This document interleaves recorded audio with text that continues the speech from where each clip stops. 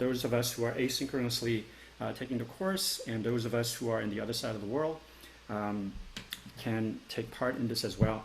I want to really thank everybody for sending in the questions on the discussion forum. So as I have sent out in the Canvas discussion forum, and in talking with the orchestra board, that it's really impossible for all of us to participate with questions with each speaker during the Zoom sessions because they're limited time. So really try to engage with the subject and our guests before they arrive. So I will be always sending links and readings and videos to respond from. And there'll be a discussion set up for each of the speakers. So there's already about 19 questions that are posted there, but also have discussions amongst yourself, because this is a very difficult subject. This is going to be not a issue that we're going to be able to come up with solutions this semester. This is going to be a lifelong struggle to make things right and change things and change the people who want to stay with the status quo. So it'll take a long amount of discussion and long amount of thought, very careful thought. I just want to do a little shout out to all of our guests who have joined us. So on top of our CSO community, we also have Robert Deemer, who's going to be one of our future guests listening in. I've invited a lot of students at Carnegie Mellon, Ithaca School District, Skinny Atlas School District. So any of you coming from those places, welcome. I see some of my older students, Kelly Lovelady from Cortona Sessions, joining us. So we'll have lots of guests at this hour. Just rule of thumb, because we're going to have a lot of people, what I'm going to ask everybody to do is during our sort of first portion interview with Rachel, put yourselves on mute, and actually put your videos on if possible, because it really is energizing for our guests to see many of your faces. So have your videos on if possible. Later on, if the sound compression from Zoom is getting really annoying, then I may reluctantly maybe ask even-numbered birthday months to turn on their videos, and so we get to see everybody's face. Okay, all right. Oh, I also see Kirsten Marshall, conductor and of the Cayuga Chamber Orchestra, Youth Orchestra, who've worked with the Cornell Orchestra. So welcome. Let's see, who else? Oh, I see some alumni as well. I see Ariel Bueller, an alumni member who've called in. Francis is another alumni who's called in. So encourage our alumni to call in and continue to be part of our community. Before I go on, let me just double check. We are so happy that you're able to do this with us. Let me paint a little bit of context. So this last summer, we've been meeting as an orchestra through the pandemic over the summer months to really to welcome our new members who are coming as freshmen or transfers and not really knowing our orchestra community at Cornell, which is made up of non-music majors who are really passionate about music, and actually gives me hope about the future of classical music as a result. But in our discussion over the summer, a lot of things happened. How do we stay as an orchestra when we can't rehearse with each other? What are some ways that we can think about to be a community that is welcoming, that is empathetic to each other? And we talked about being able to listen to each other. And in the midst of that discussion, we had the Black Lives Matter explode over the summer months. And at a certain point, there was sort of a meme going around where students were demanding that the university do a better job. So it was hashtag Cornell Do Better. And a lot of our students asked if we could draft a Black Lives Matter statement. So I was all in, and I agreed. But I nudged them a little bit further that if we're going to make a Black Lives Matter statement, then it can't be an empty statement. There has to be something that changes the nature of how we recruit members, how we engage with our community, how we select repertoire. So in that discussion, in that sort of milieu of thinking about how we will be, we decided to tackle this issue of racism in orchestra and classical music. And so at first I started talking to Aaron Flagg, Aaron Dworkin, and Daniel Bernard-Romain, who was our first guest last week. And we started to think about people who would be able to talk about this issue, talk about a positive, constructive way forward.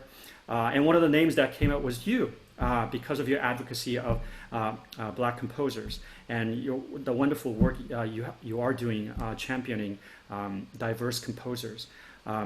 So both Daniel and Aaron, both Aaron said, well, you got to have Rachel here because she has really been fighting this for a couple decades. And before it was sort of on anybody's radar as a thing that we must do as artists, as musicians, as people. So I really want to thank you for that advocacy that you have been fighting for all this time. And I wonder if you would give us your perspective on being on this journey already for such a long time, championing diverse composers. Okay, wonderful. Well, first of all, I'm delighted to be here, delighted to see this class so well attended, and I just want to say I'm especially thrilled that you all are not music majors, because I feel like the ecosystem of classical music only exists if we have everybody together, not just the performers on stage, but those who are in the audience, those who serve on the board, those who are really the fans and the supporters. And without you, what we do wouldn't exist, and it wouldn't mean a heck of a lot. So thank you for being here and for your love of music. I mean, it's kind of awesome that you're taking the time to be in orchestra when you don't have to be in orchestra. That says so much.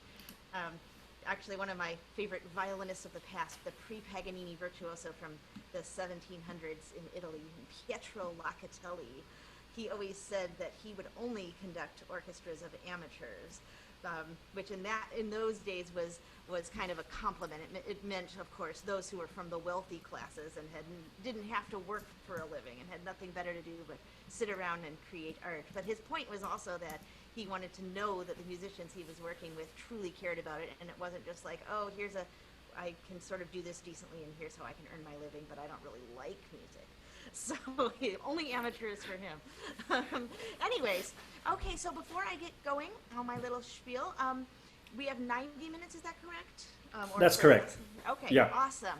Okay, so what I was hoping to do is if you can push the right button to make me a co-host, I would love to absolutely walk you through my website, through the couple of the books that we've published, and give you a little tour. But I'll just start by saying how I got into all of this. Really kind of random in a way, or perhaps you could look at it like fate. So growing up in Chicago, where I do still live, I was lucky to be in a little bubble where there actually was more diversity, not enough, of course, but more diversity than in so many other cities. We had, or still have, the Chicago Sinfonietta, which it was an orchestra founded with the mission of including people of color on stage and in the programming. And at that time, their conductor was the African-American conductor, Paul Freeman, who was their founder. The Center for Black Music Research, which has tragically been shuttered, but for many, many decades was the premier research facility right here in Chicago, and it also had a performing arm, the New Black Music Repertory Ensemble led by Coleridge Taylor Perkinson. And so they would put on these concerts and had all these materials. And I was in the Civic Orchestra of Chicago during my teen years, and as concertmaster I got to give the world premiere of a recently rediscovered work from the classical era, and that really opened my eyes. We did an all-black composers concert under the baton of yet another African-American conductor, Michael Morgan, who was assistant conductor of Chicago Symphony at the time. And so, yeah, I grew up with actually 3 African-American men as conductors in positions of leadership in my city, and really noticing, what was going on. Of course, still, the various chamber groups, the sort of more mainstream concert series were certainly not as diverse as they should be, nor are they yet, but still, I was aware that this music even existed, which actually is farther ahead than so many people from my generation who maybe got to college without having heard of a single black composer. So, but it was that concerto performance that really was the catalyst, because this was in '92 when I was 17, and I just loved the concerto. Actually, I was sort of naively more fascinated about the fact that it was French, because when you think about all the violin concertos that we experience from the classical era, they're always German. Mozart, Haydn, and then Stamitz and Hofmeister and whatever. So I was like, oh, a French concerto. That's really awesome and unusual. Then oh yeah, he happens to be black. Yeah, wasn't really thinking along those lines so much until a few years later I got invited to make my first concerto record, and my record company realized that I wasn't yet quite famous enough to record the most famous concertos yet. Now, luckily, I've been able to leave my mark for posterity on Brahms and Beethoven and Mendelssohn and all of those. But I also have always loved digging up lesser-known repertoire and, not just sticking to the most popular pieces.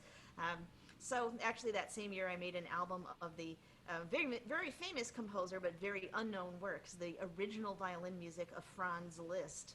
Obviously that album didn't serve its purpose because people still haven't heard of the violin music of Liszt despite my album, but oh well. The other album I made that year though in '97 was this concerto record, and so I thought, okay, what music can I make where people might be interested in buying the album for the music itself, whether or not they've yet heard of me. And so I remembered this cool concerto, and so we were like, should we pair it with other interesting, lesser-known classical period concertos, or what should we do with it? And I said, well, let me go over to CBMR, the Center for Black Music Research, and see what there is. And I found some other concertos from the classical period, from the romantic period, just great stuff. And so back in those days, you didn't have catchy album titles. That album was called Violin Concertos by Black Composers of the 18th and 19th Centuries. Sounds like the title of a dissertation, which is essentially what it was. And so I was really excited about this repertoire. It was, by the way, not African American, because no Americans of any ethnicity were writing violin concertos in the 1700s.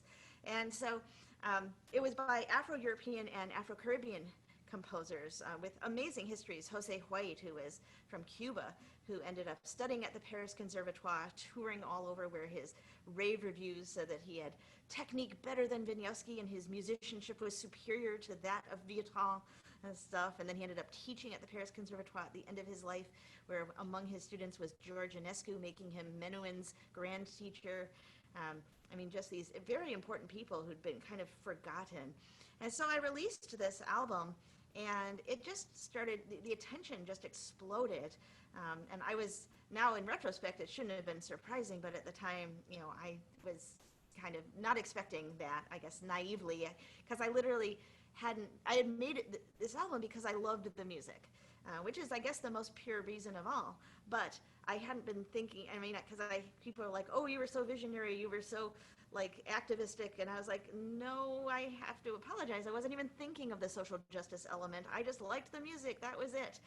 But of course, I was raised in a very progressive Christian community with a very strong sort of social justice element to it.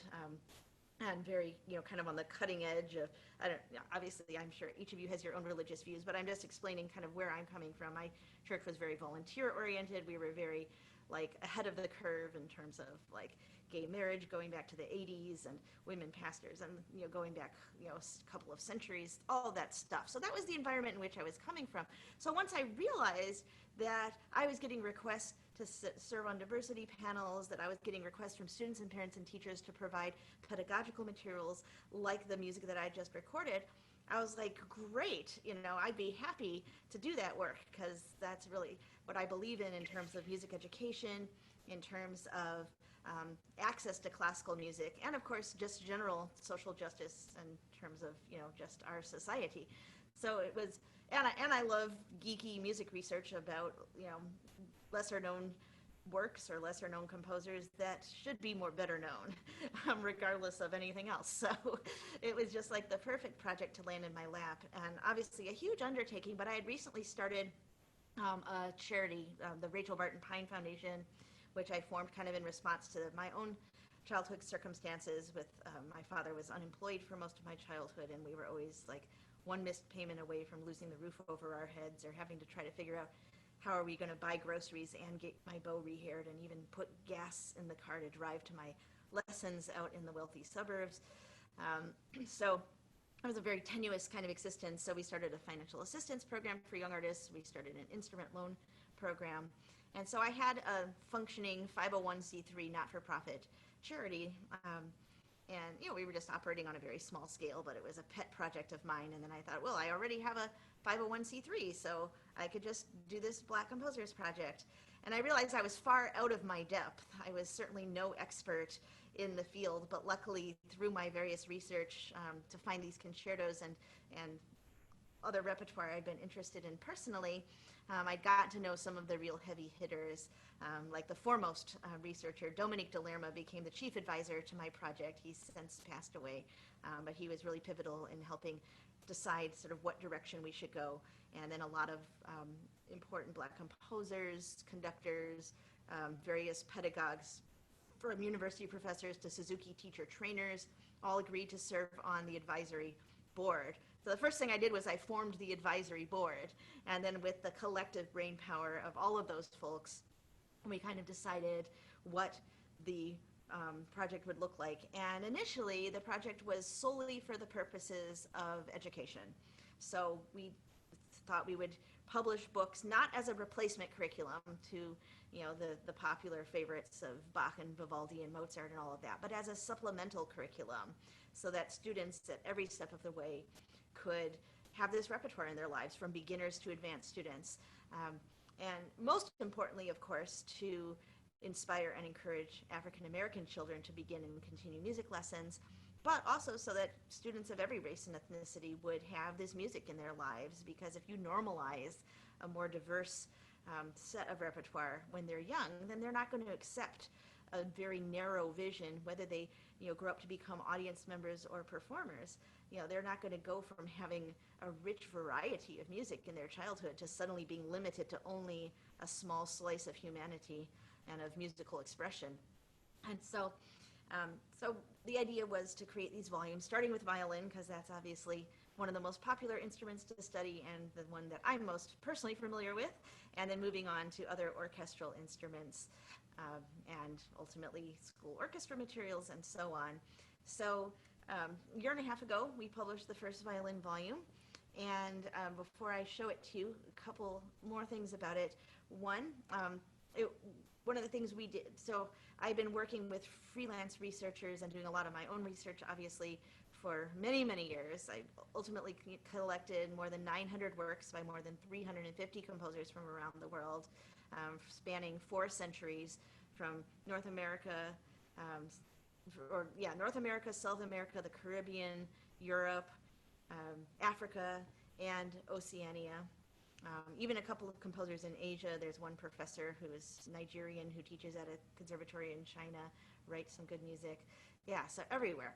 And so at a certain point, about a year before we went to publication, I realized we weren't going to successfully get down the home stretch anything like expeditiously if I didn't have a full-time employee. So I got a PhD that we hired, and the first thing I asked them to do was to do a statistical survey of the most popular string teaching methods for both the private sector and the school orchestra sector. So things like essential elements for the school orchestra, things like Suzuki, Sussman's House, etc. for the private teaching.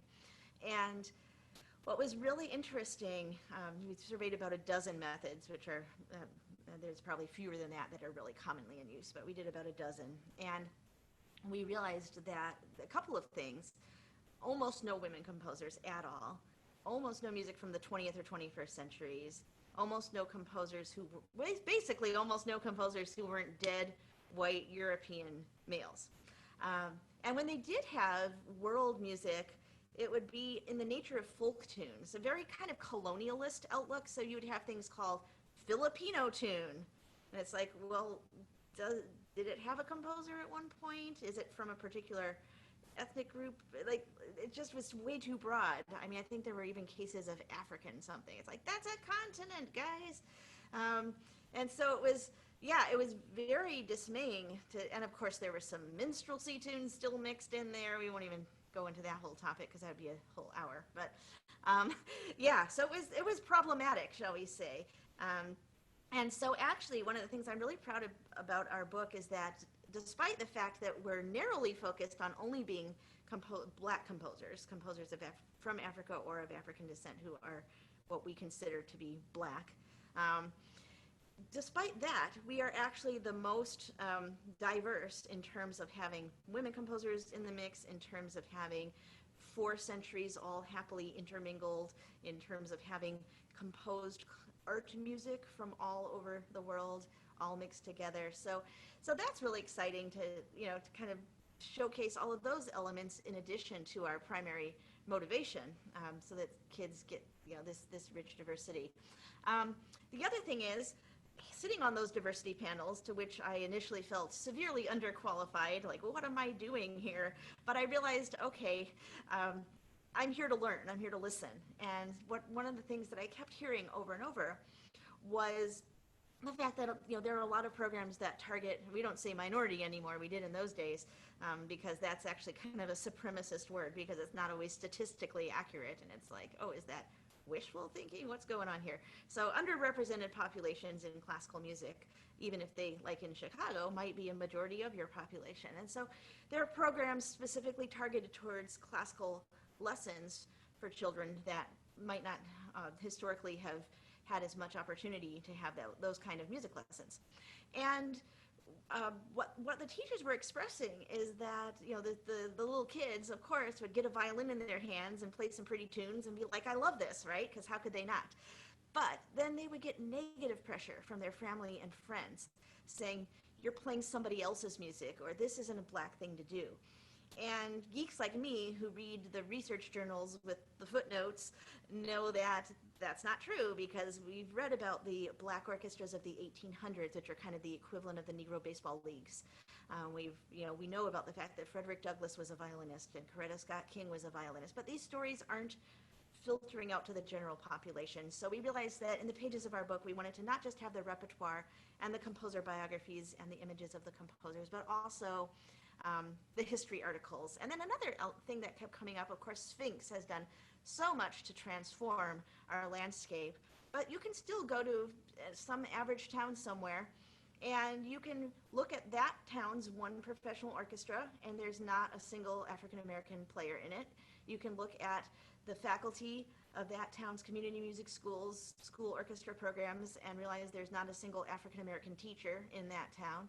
And so the little kids, again, are not necessarily seeing a future for themselves as tangibly as you might hope. So we decided to include an element in the pages of our books called role model profiles, where we basically have an interview with a grown-up professional who grew up playing violin and went on into various aspects of the profession. So a soloist, obviously, that's the glamorous thing, but not just a soloist, a chamber musician, a school orchestra conductor, a youth orchestra conductor, which is a whole different animal, a Suzuki teacher, a professor, a music administrator, someone who plays in the pit for Broadway shows, all kinds of different things. Of course, orchestra section players. So we have, for each volume, we have 3 different artists that we include. And yeah, and let me show you what it looks like. This was lots and lots of work. Obviously, collecting the repertoire was like being on some kind of archaeological treasure hunt. It was like being a detective, like going to the unsorted boxes of manuscripts in the composer's grandniece's attic, or spending the day at the British Library just to get this one piece by this 19th century guy known as the Black Paganini.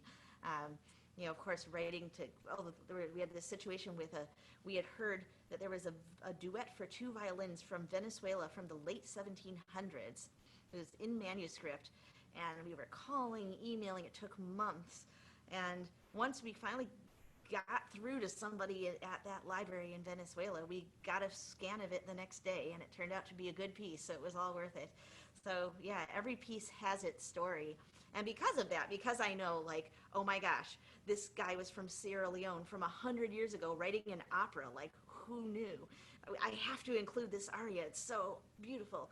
But like, I also know the backstory of the composer, I know how hard it was to obtain this piece or that piece, so I can't be objective when making the cut of which pieces make it into the volumes. And the bar is pretty high, because in a way, I mean, if you look at any collection of music, even the Suzuki series, there are a few pieces here and there that are like, maybe like B minus, in terms of their musical appeal compared to some others.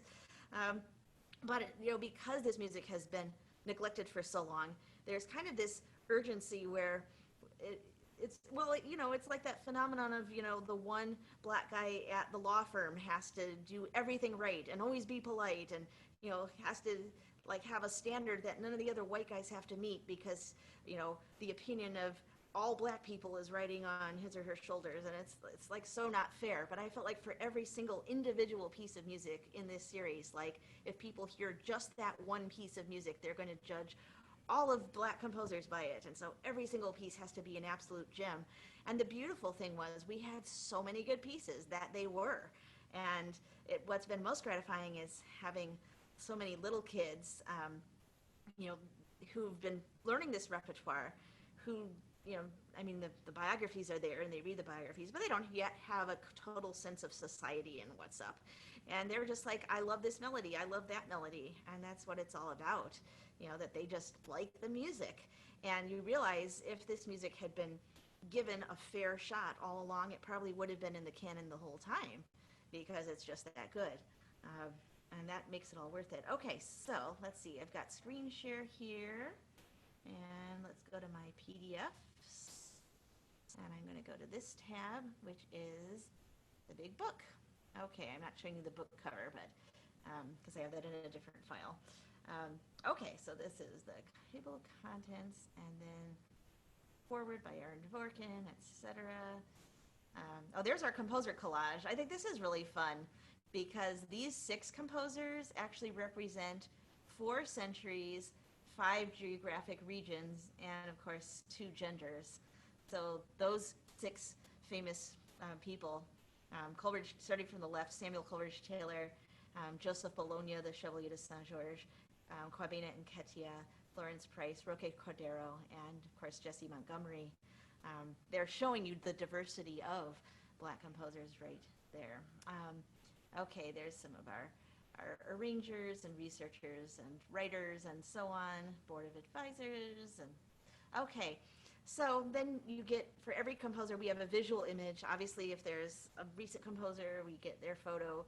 If there's a composer from long ago, we still, if there's a photo of them, we try to get the photo. But then you've got the problem of permission if it's not in the public domain.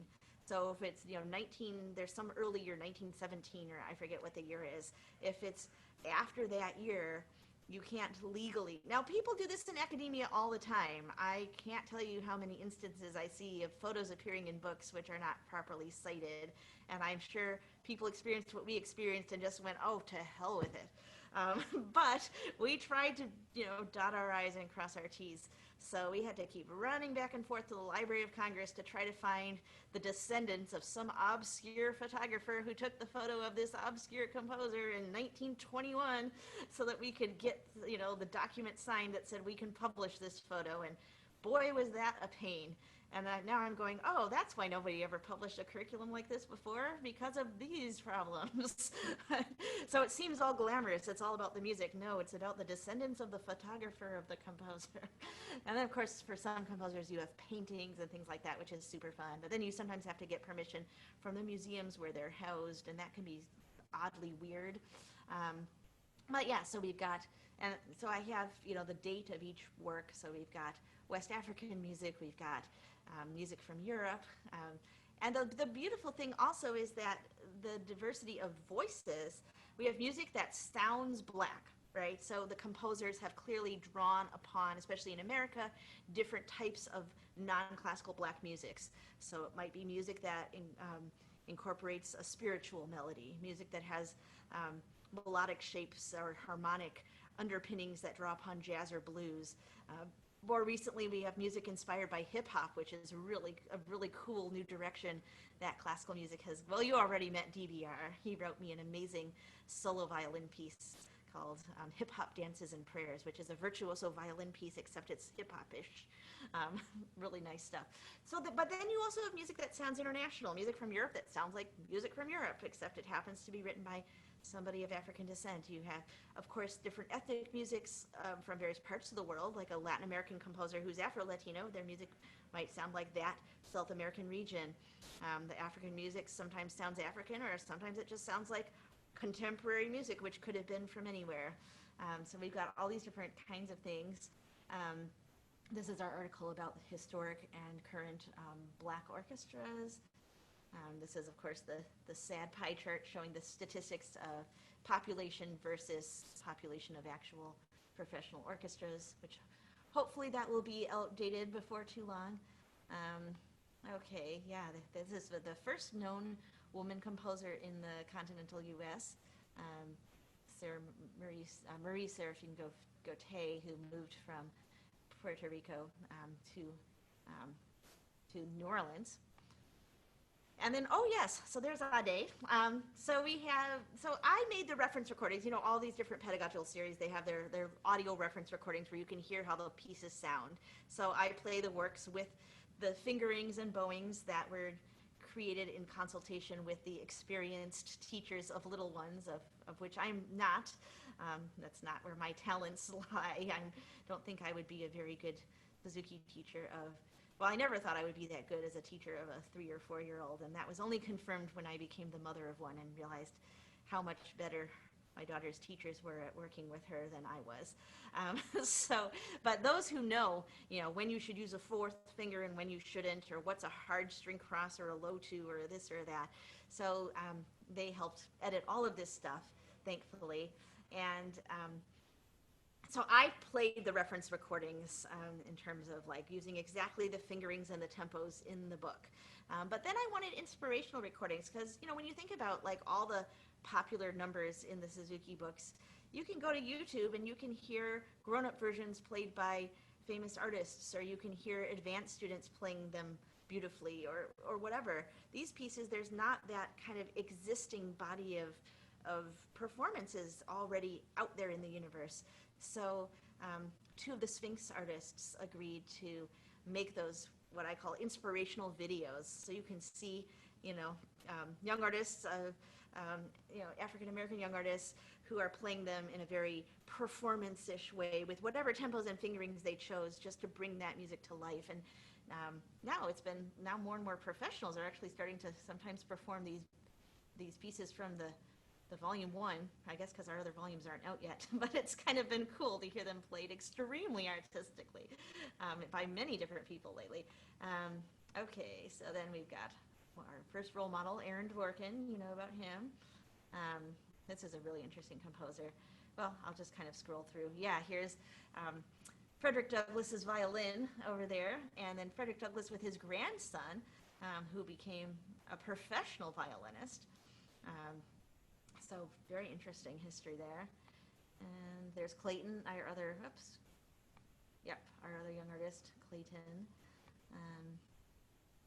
Okay, so then we have a Puerto Rican composer. There's Chevalier de Saint-Georges.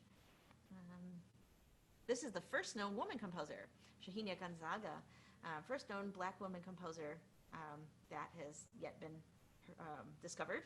She was from mid-century Brazil and the latter half of the 1800s, I guess. And she's still fairly well known in Brazil, but not outside of Brazil, and which I discovered when I went to Brazil and played her music. And she wrote more than 2,000 pieces, was the first woman of any race to conduct an orchestra in Brazil, was very active in the abolitionist movement. Really fascinating life. Here's our Suzuki teacher, and there she is with her daughters. Okay, well, I could go on and on about any one of these composers. This is an interesting one, Basile Jean Barrès. His piece we found in an archive, and it was published in 1860, given copyright protection. This is the only piece known to have been published and given copyright protection by an enslaved composer. So this was before the Civil War, and he received a copyright at only the age of 16, by the way. The historians think that it was a technical error, a clerical error that he was given this copyright, because by rights, legally that shouldn't have, property, can't own property, or how did they describe it? It sounds horrible to even say, but it's just a fascinating slice of history here. And he wrote many, many other pieces. There's actually a whole album of his pieces you can find on Spotify. And this piece is really, really good, which I was very happy about because the history is so interesting. There's Ty Murray, who is our renowned soloist. Scott Joplin. We're going to feature a work from his serious opera in our next volume, etc. Here, you can get our tote bags and our t-shirts. Okay, so then oh, you know what? Let me just quickly show you. So Parenthood, so this is what all that we intended to do was these volumes. More violin volumes, then move on to cello volumes. Viola volume will have to come third because it will draw from both the violin and viola, both the violin and cello collections as it always does. And then moving on to winds, etc., etc. This is all we thought we would do, which is already enough to last us a few decades. But then Parenthood inspired a couple of other things. I realized, going to the sheet music store to get my daughters some of the usual stuff, the composer timeline poster and the coloring book, I realized, oh, wait a sec, guess who's not in here? So we decided to make our own. And so this is 40 composers. And the artist is assistant principal second of the Dallas Symphony. She's married to actually he just passed away sadly, but her husband was the only African-American musician in the Dallas Symphony, wonderful, wonderful bass player. And so she was really already into Black history. She's a visual artist who draws the composers for the pre-concert talks of every concert of the Dallas Symphony. So it was just the perfect partnership. And I love what she did with each composer. If I can enlarge this here, you can see, it's not letting me do it. Oh wait, maybe I do it this way. Oh yeah, there we go. And then, so you can see that hidden in his clothes, she's like included little cool facts about him. The name, the dates, and then like different things. He was an actor, the first Black person to vote in Britain. Oh, nothing on his shoes. Sometimes there's stuff hiding on the shoes. Yeah, so I love that the characters are kind of friendly enough that they seem appealing for kids to color, but they're detailed enough that grown-ups can enjoy coloring them, and they've got all those little facts hidden everywhere in their clothes. But then also, each composer has a biography, and so you can actually buy the coloring book having zero interest in ever coloring the colorings, the drawings, because you can use this book as kind of a entry into the world of Black composer. Because in a way, when you see our databases of 350 composers, it's almost like overwhelming. You go from knowing of almost no one to having too much information. Like, where do you even start? Well, the coloring book is a curated list, again, done with the help of the advisors, because I didn't want to take responsibility for which 40 and who gets left out. And it's like, Dawson's not in there. How can he not be in there? Billy Childs isn't in there. But, not everybody can make the cut of 40. So it was done by vote. And what's fascinating is that while we hoped to have a diversity, and indeed did end up having some African, here's a guy from the classical period from Latin America, different people from different continents, and so on. What's really cool is that 10 of the 40 composers, a full quarter of them are women, and that was not by design or intention. Of course, had the results of the 40 been, 39 men, we would have tried to do something about that. But we didn't purposefully include the women. The women were right there based on biographies alone, and then when we tallied the results, it just happened to be 10 women and 30 men. And I just think that's actually so cool in a weird sort of way.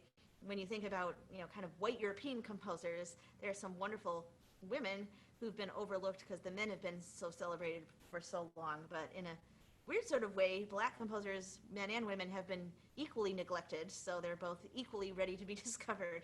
I don't know. But I was just really happy about that there are so many great women composers, and not just recent, but some historic ones as well, from the earlier 20th century. And then, of course, our living composers. So it's really fun, of course, with the people who are alive. We made sure we got their approval. Oh, there's DBR, who you met.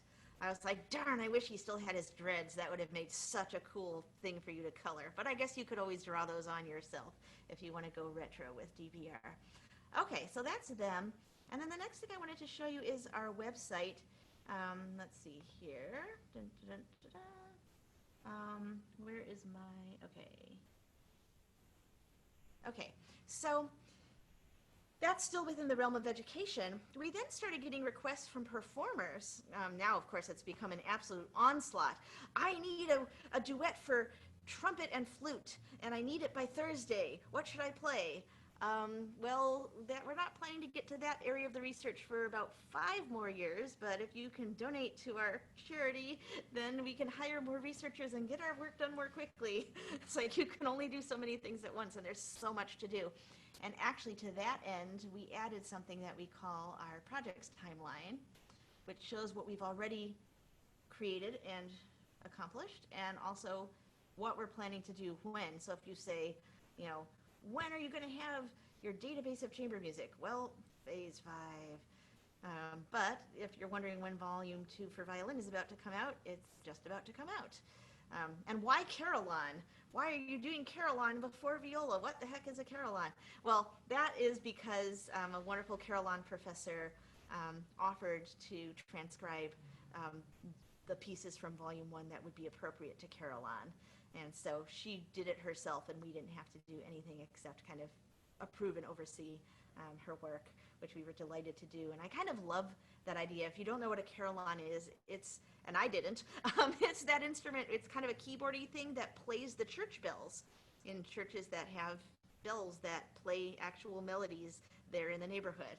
And there are a finite number of them and a finite number of people that study it at a very few number of university programs around the world. So it's a very, it's a very limited and passionate community. But I love the idea that melodies written by Black composers are now going to ring out from church bells around the world. I mean, that's just such a beautiful thought, actually, that this music is going to get played in the neighborhood, just swirling around in the air. So anyways, I won't walk you through this whole thing, but if any of you are curious what we're up to and what we're planning to do, now some of this stuff could end up having the order shift a little, if we get the right, amount of donations, if we have the right volunteers who are able to and willing to work in certain areas, like our viola. Okay, so viola repertoire list. I think we put that in phase 4. Yeah, online directories of professional repertoire for viola, phase 4. But we have a particular violist who's already done a lot of this work, and we handed over the work that we had already done that she's now collating with hers, and she's going to take it the rest of the way. And we're probably going to have that up in a couple of months. So thanks to her. So this is the order that we would be able to do it, assuming no additional personnel or resources. But like I said, it could, and hopefully will, go a little bit more quickly than that, but we shall see. And then, of course, we're always open to more and more ideas. Okay, advisors, you don't need to see any of that. Okay, so here, and this is so lovely. We've actually collected over $10,000 in donations so far this year without ever doing a fundraising effort, which we tend to only do at the end of the year. So that's been really exciting to see. Okay, so then we have our resources for volume 1. And so we have recordings. If you scroll down, so you have, of course, the reference recordings, the ones that I played with the piano. We have piano-only tracks, with, typical music -1 things, so that the little kid or a beginner of any level, any age, can play along with the backing track, play along with it themselves. And then these are the inspirational recordings with Clayton and Ade, which are also in a playlist on our YouTube channel. And there's a new thing that my daughter and I have been doing during quarantine. I had planned to have these kind of like teaching tip videos where I talk about, okay, this measure you have to hold your 3 down, or here's a little bow distribution suggestion for over here, or here's maybe the character of what you might want the music to do. Just those little things that are kind of a common body of knowledge when it comes to the Suzuki repertoire. We all know about that measure with the tricky lift in Witch's Dance, but nobody knows about what to do with these different things with these pieces because they're all brand new to us. So I decided to kind of expedite that learning curve with these teaching tip videos. The original plan was to do them with a variety of children, African American children, probably Latino children, Indian children, Asian children, whoever, right? But being here at home, it's just me and my little white girl. But I didn't want to delay having these videos out there, so I just wanted to say that, that was they're not being made in the way that they were originally intended to be made, but maybe we'll be able to do a round two, or hopefully, the thing will snowball and others, other Suzuki teacher types and so on will start to make their own videos of their students, of themselves teaching, and, and it'll just get out there into the community, and we'll see a wide variety of children and teachers playing it. And then this is the start of a playlist that we're putting together of other people playing the works from the volume. A lot of adult professionals, like I said, have been playing it mostly, I think, because they don't know what else to play, and I'm going to talk about that in a sec. My daughter, for her 1200th day of practice celebration, did a little recital where she played all 22 pieces of Volume 1 in a row. Of course, can't have a pianist over because of quarantine, so I accompanied her on the violin. That was actually one of the things that I was really happy about with the book, is the fact that it had been suggested to me that I make violin accompaniments, and that's turned out to be a really great thing, not only during lockdown, but the violin accompaniments have been useful in so many different ways. I've found that people are using the book not just for kids who are at that level, for younger ones, but also for more advanced students to use as a sight reading book or an etude-ish kind of book to learn different musical languages with some of the syncopated rhythms and 2 against 3, or some of the beautiful 19th century melodies and so on, or a little bit of the classical period style with the elegant breaths and stuff. But also in group class, people will play it kind of violin choir style, and then some of the violinists will play the second violin part. And also, I've heard from teachers who are teaching in kind of community engagement types of programs, different scenarios where their teaching space doesn't actually have a piano. So it would either be playing with the pre-recorded backing tracks, or they can accompany their own students with these second violin accompaniment parts. So even though the music is becoming more sophisticated and complex in Volume 2, I spent about approximately 300 hours making violin 2 parts. I did that in April and May for all 31 of the Volume 2 pieces, because I felt like people really are using these, and they need to exist.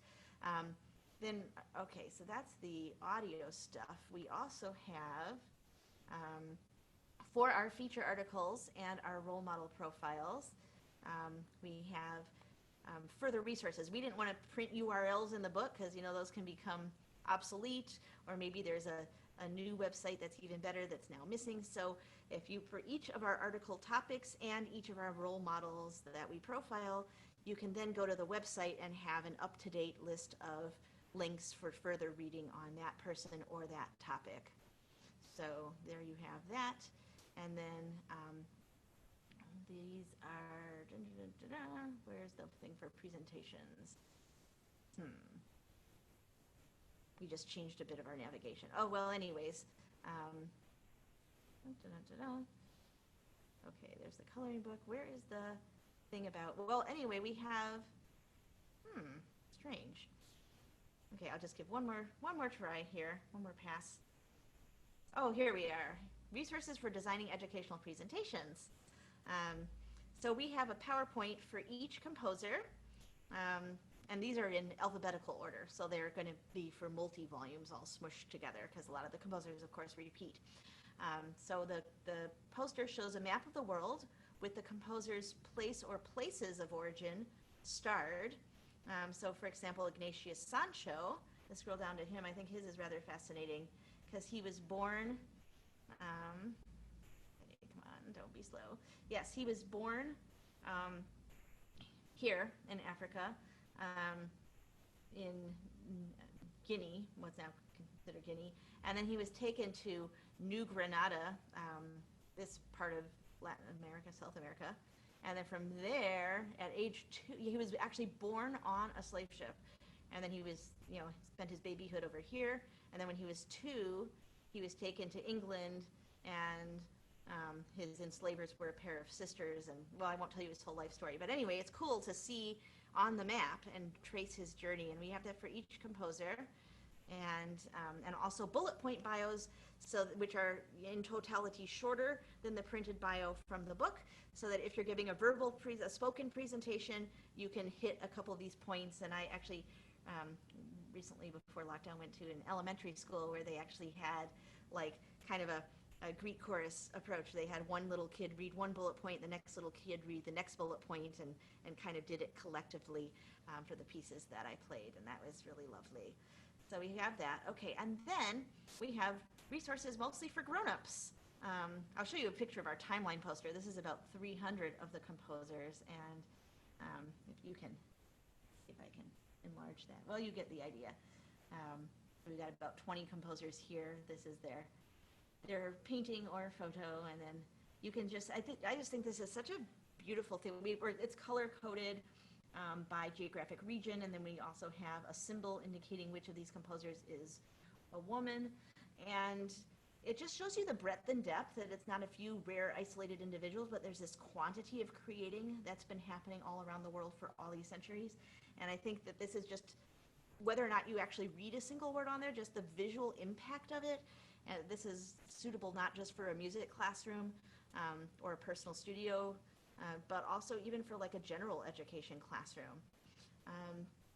Okay, then we've got these two directories. The Living Composers Directory is designed so that if you want to commission somebody, you can get to know different composers' voices, see who's out there. If you're looking for existing music, you can scroll around to different composers' works lists. And it's sortable by region, so if you're looking from somebody from the African continent or somebody who's Canadian or whatever, if you're looking for a particular gender, we just got our first gender non-conforming composer, which is pretty cool. If you're looking for a young composer as opposed to an established composer, you can sort by birth year. This indicates which composers appear on our timeline poster. We had, like many timeline posters, we had a list of all the composers on our poster, but then we realized that we were duplicating ourselves in a way, so we just added that field to our Living Composers Directory. And this is essentially our Dead Composers Directory, but we more elegantly call it our Historic Composers Directory. And so these are all the dead composers, and there they are. And you can sort by birth year, by gender, geographic region, and so on. So that's a really cool thing, because people will be like, oh, who exists? Well, and then we're like, well, here's a list of all of them. Yes, okay, here's the different digital resources. Children's books. This has been a really popular collection, and we keep adding more. These are either books about a Black composer or performer, so there's a couple of different titles that focus specifically on, there's one on the Chevalier de Saint-Georges. There's books about music that feature illustrations of children of color. There's also a book that's just pictures of smiling instruments, but the author of the book is African American. So, you know, different things that fit into our list here, but lots and lots of good stuff. And, you know, like this one, Vio's Violin, is very popular because it's just such a beautiful story of a little girl who loves her violin, except she happens to be Black, and it's such an important tool to even, you know, I mean, particularly if you or your student is African American, but also, you know, I mean, give that book to a white kid, give that book to an Asian kid. You don't want kids to think that the world is a certain way that it's not and shouldn't be. So there's all the kids' books. This is cute, the Bat Boy and his violin. And we've limited it to classical music, just like we have with our volumes. We're not trying to, you know, perpetuate some kind of an idea that classical music is in any way superior or more worthy than various other musical, human expressions. But this is a style that has been historically exclusionary and discriminatory, and so to right the ship, limiting it to, we feel like if we were to not limit it to classical music, it would perpetuate the erroneous message that, oh, Black people do jazz, Black people do this or that, you know, and so we're very carefully doing only composed art music, only classical music, to change that narrative. Okay, then bibliography is just kind of the basic titles in Black music research. There's one book here, Eileen Southern, The Music of Black Americans. I think every conservatory graduate in the United States should have to read this book. Like, you shouldn't graduate without reading this book, because how can you be an American music student and not have read this book? It's about American history. You can't, it's ridiculous that we have people read Grout and graduate them. And so this book is, if you were to read only one book, this would be the Eileen Southern book, the first of these titles. But there's, yeah, so we have general, we have multiple composers, specific composers, and so on. There's works about women musicians, all kinds of good stuff in here. And a lot of those are probably sitting right at your library. There are certain titles that tend to be at most libraries, but people just don't know to go look for them. Then we have discography, which is recordings. We decided, because we are music by Black composers, we decided not to include music by Black performers. Maybe in the future we'll change that, especially if we have more volunteers to dig this stuff up and upload it. But like Ty Murray, our role model, has a beautiful album of the 6 Zai sonatas, but we didn't include that because we were focusing more on the composers. So it's only the music by Black composers, and the performers might be Black or they might be anything. So we have albums that feature multiple Black composers, and then various albums that feature single Black composers, which might also include works by other non-Black composers, but we're cataloging them obviously by the Black composer that the album is including. And then we have a fairly new one, podcast/radio, which is also going to now include video documentaries, because there have been enough of those that they need to be included too. And yeah, various cool podcasts or radio series that exist online, and you can see they're categorized in various ways. Some are entire multi-episode ongoing podcasts. Some are single episodes of podcasts that have an episode that relates to something important, etc. And then our own blog, which you can scroll around, different stuff. So it's just news about us, but other things are just random articles about cool topics that are just interesting. And there you have it. That is our website. So, oh good, we've got some time left. So I wanted to play some music for you for sure, but maybe before I do that, let's open it up for questions. How do I get off screen share? I think in the screen, stop screen. There we go. Okay, thank you. Wow, I'm so I'm as a person who taught not only at the university level but also in public schools with very little resources. The thing that I encountered all the time was that, well, we don't have funding to do something like this, but you lay out so many resources for the teachers, because the thing that most public school teachers are fighting is time and the lack of resource. And to have all of these amazing resources in one website and to compile this brain power, as you say, I think it really wipes out any excuse anybody might have. Oh my gosh, yes. Thank you. Yeah, and actually I neglected one big thing, which is our new repertoire directories. Well, this isn't really for school orchestra yet, though we will have one. We realize if that's the thing that people want most, that's a far larger population than the private teaching sector, but it's also one that is less easy to get music for as quickly, because you have to either take little solo pieces and orchestrate them, or you have to take existing chamber music or symphonic repertoire and simplify it. There's not really existing music suitable for orchestra that already exists, right?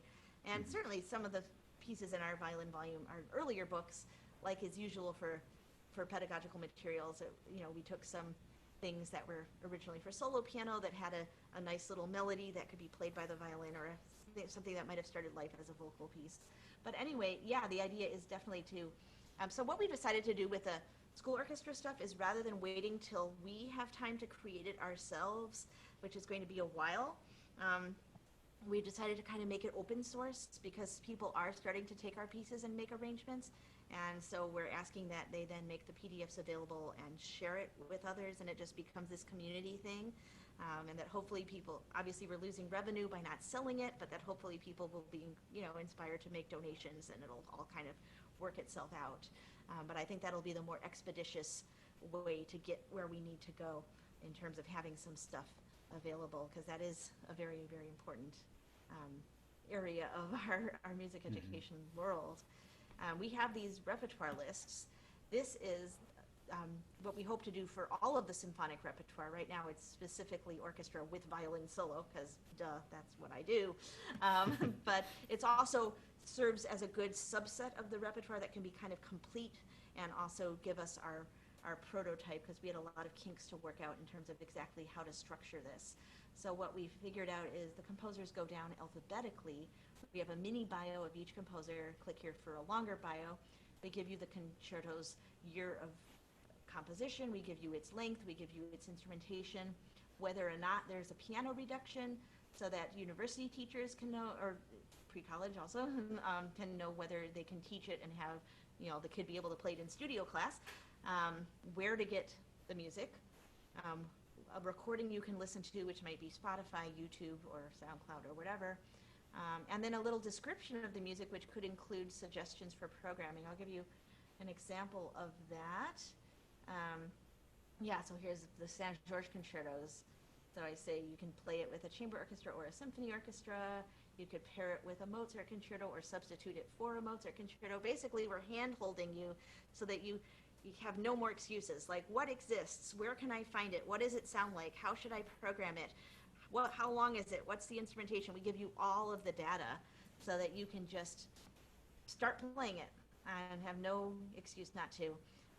And then we have at the bottom a table where you can sort by the year of composition, so that you can find your romantic period or your classical period or whatever period you're looking for. Sort by instrumentation, so that you can, whatever size of forces you have, you can find something if you're looking for a 20-minute concerto or a 30-minute concerto. And then, of course, the usual gender and geographic region. So we've got all of that sortable. Now, our other prototype list is unaccompanied violin. Obviously, there's going to be a far greater demand for violin and piano for recital repertoire. I mean, once you can actually get together with your pianist again after the pandemic. But that'll be obviously a lot more useful. But we did the unaccompanied list first because it was a shorter subset of repertoire, and it, again, allowed us to create our prototype. And this is more simple. There's not any kind of sortable anything, but you just go down, and it doesn't actually say gender, but you can probably tell from people's names which gender they are, or you can check our databases. And it gives you the movement titles. It tells you the engraving style. So you can see, because there are a couple that are only in manuscript and the manuscript isn't legible. So then it's like, okay, until somebody or another has the time or the money to pay an engraver or to do it themselves to put this darn thing in the computer, you can't play it. And I actually had a really amazing experience with a Noel DaCosta piece that looked cool, but it was like, you just couldn't read it. And once it got entered in, it was like so awesome, I ended up recording it because it was just such a great piece. And there are a number of pieces waiting for that help, which is an issue, and something else that needs funding and volunteers. But yeah, so that's our repertoire list. Yeah, so that we're hoping to do that for school orchestra as well when the time comes. Okay, so sorry I missed that on the last go around, but yeah. So what I would love to do is open it up to our students. So students, why don't you put it in the chat, and then we'll answer them as much as we can. So I've already collected a few questions from students, but first, that was an amazing presentation, Rachel. And really thank you for this kind of advocacy. Okay. Well, thanks for the opportunity to tell about it. Oh, and there is a thing, I won't go back to the screen share, but there's a tab, I think it's in the donate section, but it says something about like how you can help. And it's all the other ways besides money that you can help. And it talks about the different things you could volunteer for, the different things you could do to help spread the word. Just a whole bunch of different ideas, like giving us suggestions for more projects to add to our projects list, like all the different things that you can do to get involved. Do I plan on expanding my project to students that aren't in the orchestra? That's a really wonderful question. I guess piano marginally counts as an orchestral instrument. There's already a wonderful Oxford series of 5 volumes collected by William Nyaho. It doesn't go down to as beginner a level as all the piano teachers wish it did. So there's definitely some room for improvement. I think we'll definitely at least start with a piano list. The repertoire is vast, but we'll start with probably a curated list from some performers who specialize in that slice, like Samantha Ege, who's been championing a lot of the Florence Price pieces and other stuff like that lately. Just so that we at least have some piano suggestions with the usual stuff about where to find each piece and links to recordings, and then some pedagogical suggestions. A couple of the West African composers have had collections of early piano pieces that are quite simple and appealing and stuff like that. So without publishing our own volumes necessarily, at least at first, we're going to make that piano list available, and that's a wonderful suggestion about guitar. I haven't come across so much stuff, but then again, admittedly, I haven't been specifically seeking it out, and it would be interesting to know what exists. And yeah, that's see, nobody has literally all these years said to me, what about classical guitar, until this very moment. And that's how we add to our projects. That's why I will never get bored. I have not been doing pandemic baking, let's put it that way. Double bass. So oh yes, we already have a bass committee who is has organized themselves and is hard at work. Obviously, we need to have the cello repertoire digitized so that we can then share all of that with them, and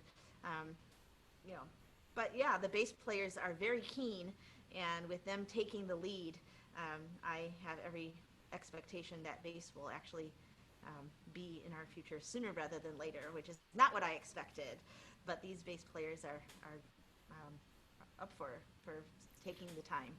So that's really awesome. One of the things our students are doing is they are mentoring elementary school students. So what would be some of the advice you would give our students who are about to become mentors to these 4th and 5th grade instrumentalists? Yeah, well, I think, role modeling. I think anybody can be a role model for anybody. My beloved violin teachers, they were white, but they were also Jewish. That was a big part of their identity. And as I said, one of my mentors was my civic orchestra conductor, who was African American. Well, I won't go into my whole history, but anyways, I think everybody can inspire everybody. But I think representation is extremely important. I don't think I need to convince you guys of that, of your generation.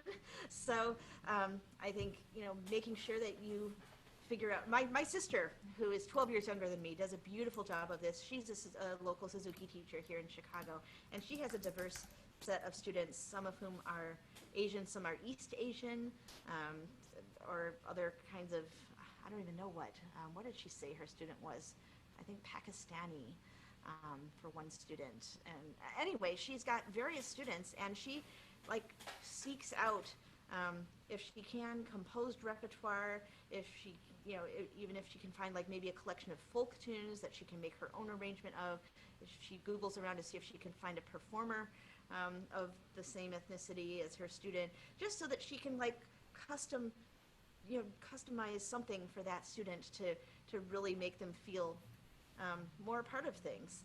And I think that is something just really beautiful that I think everybody's starting to do these days, and it's really important.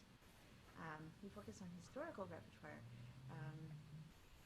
Well, actually, I am so glad you brought that up. Yeah, I think the history is important in this case with the Black composers, because it disrupts the ignorant narrative that Black composers aren't a part of history. But we certainly have plenty of 21st century music represented in our pages. Even more to come in later volumes, obviously, where more advanced players can. It's not just about the physical, nature of the piece, but being able to adapt to more and more contemporary musical languages. We also have small but important list of composers who either haven't written anything for the violin or haven't written anything that can be simplified. Like everything they've written is really hard, like harder than even than our last volume. Because we go up to Mendelssohn Concerto, but like all their stuff is Wieniawski, you know. So we have this small list of composers that we're hoping to probably do a crowdfunder specifically to be able to afford to commission them to write a simpler piece for inclusion in our book, because they're such important names that it would feel like a huge omission to not have them in the mix of composers. And so, yeah, so that will be obviously modern music, but we have quite a lot of contemporary music. And then obviously when you look at our repertoire lists, you know, there's a great deal of music by living composers. That's a very, very strong element of what we're publishing. I'm like the historical person who, you know, I mean, I just played a medieval tune on my rebec last Friday for my weekly show. I'm like all about the, I mean, I love working with living composers too, but I'm like all about the whole spectrum. So I tend to get really excited about history because I'm just geeky that way, but I do love contemporary music, and it's very, very important, and actually also neglected in our standard curricula to have enough living composers. There's certainly not any in the Suzuki books. And most of the private teaching sector. School orchestra, of course, you tend to get some recently written stuff specifically for school orchestra. That's a whole different animal. But yeah, anyway, I hope that. So one of the questions that came up in the discussion before today was, students felt a little bit helpless in terms of how they could change things because it seems it's the system that is inequitable is so massive that they each feel a little bit helpless. But I think through your talk today, I think you've given them a pathway to making changes and in contributing. So if you could kind of focus in on what our students could do today, tomorrow, to change the status quo that is obviously inequitable. That's a great question. Yeah, I mean, it almost comes down to like a philosophical attitude about living your life. I had hoped that this project I was doing would eventually spark, or be part of, a number of people's works all in the same direction to create sea change. Now, of course, things have suddenly converged where it's, not been a steady journey. Now, all of a sudden, it's, sort of shot up in visibility, which is great. And there's still a lot of work yet to be done. So many people are working in so many different realms, but there's also just the personal daily choices. Like I'm doing my bit for environmentalism by eating a strict vegan diet. Is it more than a drop in the bucket? No, but if enough people like me give their drop in the bucket, then it can collectively do something, right? So there's that, every time you yourself get to choose a set list for your recital, for your chamber groups program, for whatever you're doing, you can consciously say, oh, am I including a woman composer in my set? Am I including a composer of color in my set? And just always be thinking of that sort of thing. And obviously taking part in, different, whatever petitions come your way about asking your local orchestra to diversify its programming, whether you're going to be the catalyst of a big effort or not. I don't think, each of us ends up necessarily doing that or doing that intentionally. Sometimes we stumble into it like I did. I didn't plan to work in diversity. I didn't plan to do this project. It kind of fell in my lap because everybody was asking me for it. And then I was like, okay, I guess I'll try to do something. And, so kind of being open to where life leads you and just, I don't know, not stressing about it, but also, yeah, just being aware. I mean, there's so much being talked about right now with, whether auditions are fair and, so many things. I think reading the articles is actually important. It's not just, talking into a vacuum. I think if we all are, reading those things as they come around and thinking about them, that it, ultimately then when moments come where we can say the right thing or do the right thing, we're more likely to do so because we've been, just kind of sensitized to all of that. I don't know that I'm even the best person to ask that question, but it's a very, very important question in all of your life, to think about how am I living my life, to make a positive difference in the world. And ultimately, that's in a way the way that you yourself are selfishly going to have the most pleasure in life, because the pleasure of doing good for others is a deeper pleasure than the mere happiness of enjoyable entertainment or something like that. I feel like just more joyful when I've edited another piece of music that I know is going to be played by tens of kids now and hundreds of kids later than if I just spent that last hour watching a really fun Netflix program, as enjoyable as that would have been in the moment. Not that I don't do that too, but you know what I mean. So yeah, sorry, I'm rambling a bit. I love that you asked that question. It's not one that I have actually gotten asked very much, and I'm going to have to think about how to answer it more succinctly next time, but it's a very good thing to think of. Well, like I said, not just this issue, but all of life, right? I mean, we're all worrying about the environment. We're all worrying about income inequality and just all the problems of our society, and how can we make a difference? I mean, the number one most important thing is voting, and carefully considering who you're voting for, and voting for the person that's not just going to be the best person for your life, but the best person for all of society, in your opinion, after having studied these things, taking the time to inform yourself at the local level, because it all spirals out. You might think city councilman doesn't matter, but that's the person that redistricts, which affects who becomes the state senator, which affects who elects the judge that makes the decision about it all comes back to the city councilman that you thought, oh, I'm not going to bother to go to the polling place that day. They're only voting for city councilmen. So yeah, it all connects. We all have to be good citizens as musicians and beyond. I have to play something before the clock runs out. Okay, so this is one of my all-time favorite composers. I mentioned him earlier, Coleridge Taylor Perkinson, who was director of the New Black Music Repertory Ensemble, and I got to work with him on his music at the end of his life.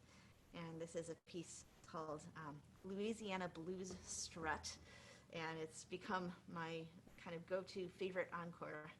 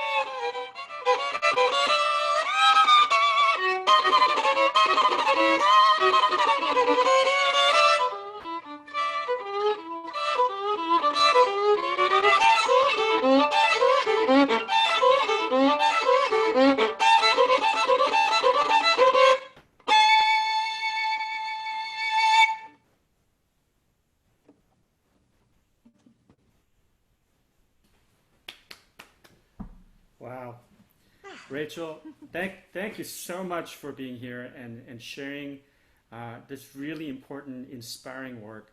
I think when I started this, I had similar reservations as an Asian man. I'm not the person to take this on, to this issue of addressing racism in orchestra, because there are other people whose voice should be at the forefront. But I think all of us need to speak out when things are not right, when things should be changed. We should all be the person saying, no, we should change this. And not just the African American, and not just the gay person, and not just the persecuted, but we should all be speaking forward. And I love that you have been doing this work, this really important work as an artist who is looking at our society and really making a big difference in the children's lives. So I really hope our students get the message that they need to step up their game in making our world better, like you are doing. So I really, from the bottom of my heart, thank you for all of your work, for being with us, and giving us this amazing insight into how to live life. Thank you. Well, I'm excited for all of you to discover more of this music, and really, it's all about the music because, yes, it's important that we be fair to all of our fellow humans, but if we care about music and if we love music, we want the best people to be playing music. We want to be playing the best musical compositions, and if we leave anybody out, we're not experiencing the best of music. And as a musician, I just think that thought is absolutely tragic, and all of us who love music, have to do our part to make the music that we get to enjoy as humanity the best it possibly can be. Thank you so much.